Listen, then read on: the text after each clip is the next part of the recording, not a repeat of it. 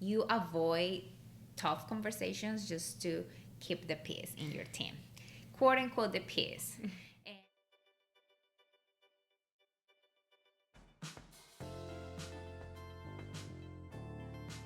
your employees often confide in you but don't accept feedback or coaching very well. Yeah.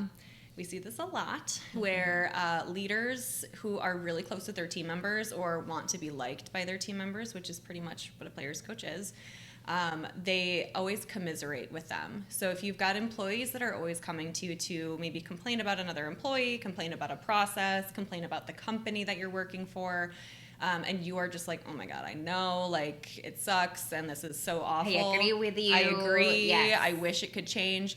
They are going to just see you as someone who they can vent to and not someone who is going to be holding them accountable and helping them, achieve their goals. They're just going to see you as someone that they complain to. Yes. Because you're commiserating with them. Because of that, it's going to make it really difficult for you to give feedback and coach someone when they aren't doing something right. Because now their mindset and your mindset too is, I go to this person to kind of complain and commiserate with them, but now this person is showing up late all the time, or they have a bad attitude when they're out working with their team.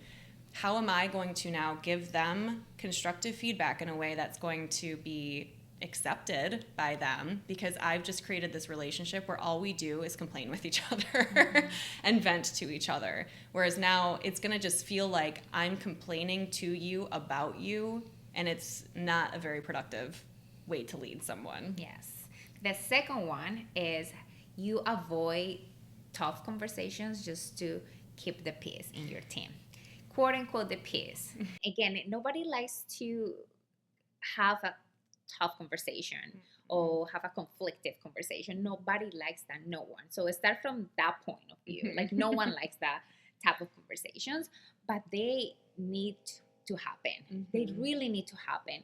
And you are not gonna keep any peace by avoiding having these conversations. What you're gonna do is that people is gonna not believe in your word, because they're gonna realize, okay, you are the leader. You're supposed to communicate changes that are happening in the organization, things that are gonna affect your team. If you avoid these conversations because you know that your team is gonna react maybe negatively, they're gonna realize about those changes later on, or because another team's employees, leaders are telling them. So how you're gonna look like? Nobody's gonna trust you anymore because you are not communicating the important things just because you are trying to keep the peace. That's not keeping the peace. No. That's keeping your peace. Yeah. That is keeping your peace. And then it's going to boil up and bubble up, and it's going to turn into not such a peaceful situation. Yeah. Yes. The third one is you prioritize an employee's happiness over their success, or the success of the team as well. I have fallen victim to this quite a few times, and I'm still kind of a recovering people pleaser, which I've mentioned before, but my team's happiness was everything to me, and I wanted to be liked by everybody that I was working with. And especially when I was an 18-year-old manager in retail, all my retail people out there, we all know what store credit cards are. Like, do you want to save 15% by opening up this store credit card I know today? As a client. You do. You know, as a client, you get asked it all the time. You either love it or you hate it. But it was a requirement, and every single transaction that was done had to have those words in there. Would you like to save 15% today? And when I was 18, leading women who were in their 40s and 50s, and they weren't having that conversation with every customer they were ringing up, I was responsible for telling them, hey, you got to open up credit cards. But my approach to this was to keep them happy. So I would say, oh my God, you are so good with these customers. You're doing such a great job. Great sale. Just don't forget about the credit card. That was my approach. So their perspective of me is just like, yay, you're doing so well. And they just get excited with me, and they don't even hear anything about that expectation that I just tried to set, because I was not direct at all. I was just trying to add the fluff. We talk about the sandwich model. Yes. I added a lot of bread and not a lot of meat to that conversation. So they just got a lot of positive feedback, and the constructive piece they missed. Yes. Which is not the point. Would you like to spend a little bit on the sandwich model? A lot of people still kind of rely on this, and I do think there can be some benefits to it, but from my own personal experience, it's been not very effective. So the sandwich model is when you have positive feedback and then some constructive criticism or constructive feedback, and then on the end, you sandwich it all together with more positive feedback. To end the conversation. To end the conversation. On a positive note. Exactly. Yes. So this whole perspective of this conversation, as someone who has received the sandwich model and given it, it ends up being, here's all this positive stuff that you're doing. There's one thing that you can probably fix maybe, but everything else that you're doing is awesome. So they're walking away with, I'm just going to keep being awesome. They're not thinking about that one thing that you mentioned briefly, because everyone's biased about themselves. When you're sharing or you're doing the sandwich model with someone, they're only going to hear what they're doing well. And this is valid because I've done this before too. Like I walk away from a conversation and I'm like, your memory is selective. Yeah, for sure. Like, oh, I'm doing really good with customers. Great. And then I walk away and then they're like, you're not doing this. You're not hitting expectations, and we're not giving you a meets expectations. You're going to be below. And I'm like, why? So that's really important, not to fluff the directness of what you need to say. And you were talking a lot about we have a proposal. Too. You can have two sandwiches. Two sandwiches. Two of them. You have the positive and you have the constructive feedback sandwich. So we still want you to provide recognition and motivate your people and create that environment of recognition. Of course, we want you to provide positive feedback. But the positive feedback has to be in one conversation, multiple conversations throughout the week, throughout the month. The constructive feedback has to be a point that you really want some behavior to change. Something needs to change. It's a non-negotiable for you and for the organization, and you need to have that direct conversation as well. So for that conversation, you have this sandwich where you sit down and you go through the rec model. So we provide this during our 4th episode. We talk about the 40 steps of feedback. So you go back and watch it so you can learn a little bit more about how to provide feedback, constructive feedback. But both are necessary. But they need to be in different sandwich, because if not, they're going to be so full, literally, that they're going to just remember one thing. And that thing I was saying before is you have selective memory. You're going to pick the thing that you like, not the thing that you maybe don't like. You don't like, you don't want to change. Yeah. So be careful with that. Still provide positive feedback. Please do it, but in a different setting. Yes. The setting that you're in when you're giving that kind of information is so crucial. Yes. Because it can blur the line quite a bit. So now the last one that we have are the boundaries you've set between their leader and being their friend feel blurred as well.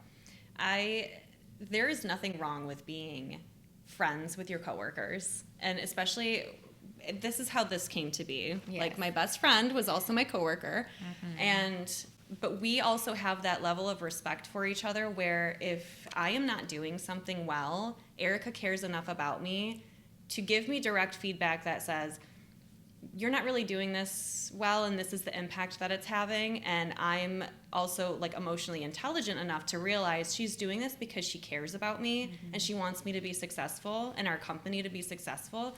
So when you are friends with your coworkers, sometimes what tends to happen is the first thing we mentioned, you commiserate with them. You are afraid to have those tough conversations because that's your friend. And you don't really have that relationship where the constructive piece is there. And we always say, coaching is caring. When you're coaching someone and effectively coaching them, it's because you care about their success. You care about where they're getting in life. Like, you want them to be the best version of themselves for you and for themselves, really. So sometimes those lines do get blurred. And I've seen where people are really close, like a leader and one of the team members are really good friends, and the constructive conversations for them or the feedback that comes from them is like, yeah, you really messed that one up, buddy. Like, it's so blurred and it's so indirect, and the employee who actually has something that they aren't good at has no idea. They're just like, okay, thanks. Like, thanks for just like roughing me up and joking about it. But in reality, there's something that they need to fix, and the leader is now doing their friend a disservice by not being direct with them and just saying like, hey, look at this needs to we need to get this back on track, because if we don't, X, Y, and Z is going to happen. Yes, and also how you're being perceived by everybody else around you. So you're telling your friend, utilizing those words that are not very formal and very direct, but then when you approach another person in your team, you use different vocabulary. So that is not good, because you cannot let everybody think that, oh, because I have a friend, this is how I approach my friends, but now you are not my friend, you are actually my employee, so that's how I'm approaching you. So be careful how you being perceived is very important. You're always on the stage, and as leaders, you are the company. So right now, if Taylor is my leader, I don't care about who is the co-founder of Monarch Coaching. I care who is my leader. Whatever she does, her integrity, her ownership, how she communicates, the way she carries herself, I'm gonna think that that's how the company, the founder are as well. Exactly, because she is the company for me. She represents the company. You represent the company. You are on the stage every single time. So it doesn't matter if you're talking with a friend or your employee, you're always communicating in a way that is effective and is impactful and is gonna help them to continue growing within the company or for themselves as well. That's a great point. Yeah, because they don't know They the don't CEO. know. They don't know what's going on in corporate. Like, you are the business. Yes, they just have access to you. Yes. So you are the company. Yeah. So now we talk, okay, you realize, yes, I'm a players coach. I joined the players Eric and coach Taylor, team. We are. So how we can Help me. overcome the players coach? How can we be better? So the number one thing is consistency in expectations. You have some great points about consistency. I have seen so many times where, and this happens in pretty much every organization. It doesn't matter if you're corporate. It doesn't matter if you're like a small mom and pop shop. There's expectations that are set right off the bat, and then they start to dwindle. So for example, if the expectation is we're going to meet every morning at 9 a.m. We're going to talk through our day. We're going to go through what's expected. We're going to see what everyone has on their plates. And then you do it for a week, you do it for 2 weeks, and then something comes up. You have to reschedule. And then you never reschedule. And it falls off the face of the planet. So that expectation is already inconsistent and not there. And that lack of consistency now is embedded in your team members. They're like, oh, they say we're going to do this, but are we really going to do this? And that's terrible, because now when you actually have to coach someone and you're telling them you need to do this to get better, they're going to say, but do I really have to do this? Because you're not going to hold me accountable, because you set expectations and you don't follow through with them. And then that just causes so much distrust, and you don't look credible as a leader anymore. So it just, again, it gives everybody a disservice when you don't do what you say you're going to do. You have to be consistent. You have to set expectations and reset expectations. You were talking about how things are changing all the time, and it's okay to pull your team together and say, listen, there's a lot going on right now. I think we need to just reset some expectations. And that's okay to do, and you should be doing it often. Yes, because you're going to be getting new team members. The organizations change, compliance and policies change all the time. The world changes all the time. So you do need to reset the expectations and make sure that knows what is expecting from them. Okay, so resetting expectations, don't be afraid to do it. If you need to start now, that's okay. If you have never set any expectations, this is the time to do it. Yes. This is the time to do it, to have those conversations. At the beginning, it's going to be very rocky, but it's okay. It's okay, because that's how you build a foundation, starting with those little rocks. Yes. So that's the way to build consistency. The consistency that's so important. It has to come from you.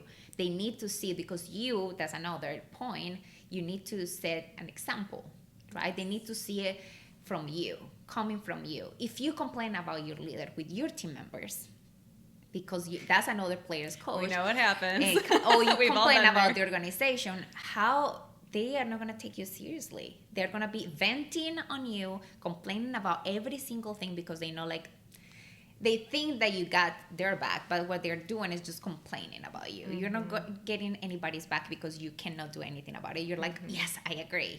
This sucks. That doesn't serves either the organization, either your team member. So be careful with those words. Yeah. And the last one is accountability is not a punishment. Yes. We need to rebrand accountability. Yeah. When you're holding someone accountable, you are not yelling at them. You are not telling them that they're terrible at their job.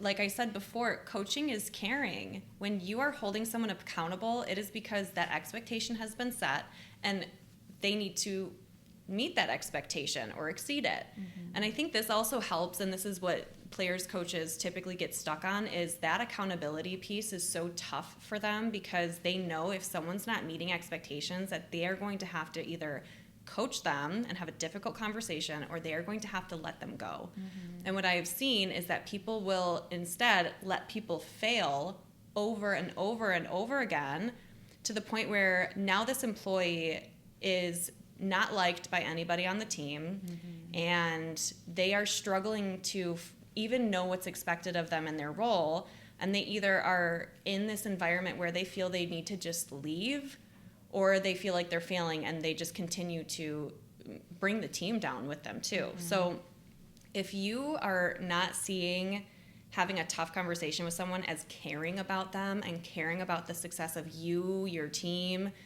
then yes, you're going to allow a lot more failure to happen, and you're going to allow a lot more toxic, relationships to start forming, and people are going to start talking about you behind your back. All of that stuff starts happening. The second you set expectations, you're consistent with them, you follow through, and you hold people accountable, your team will be successful, and you will see a huge change. Yeah. The only thing I'm going to add, because I want to reinforce what you say, before that conversation, have that self-talk. I'm going to have that conversation because I care about this team member. I'm going to have that conversation because I really genuinely care about this team member. So, okay, now I'm ready to have that conversation. That's going to help you. Mm-hmm. Yes, also, I want to just kind of add a shameless plug. We are leadership coaches. If you are about to have a tough conversation and you don't know how to approach this, or if you want to practice it before, like she was saying, have that self-talk with yourself of like, why am I doing this coaching? Or why am I coaching this person? Talk to us. We can help you, guide you through it. So that's our shameless plug. Monarch Coaching does leadership coaching. But if you or anyone else that you know is suffering from the player's coach disease, trust me, it is something that you can heal from and recover from.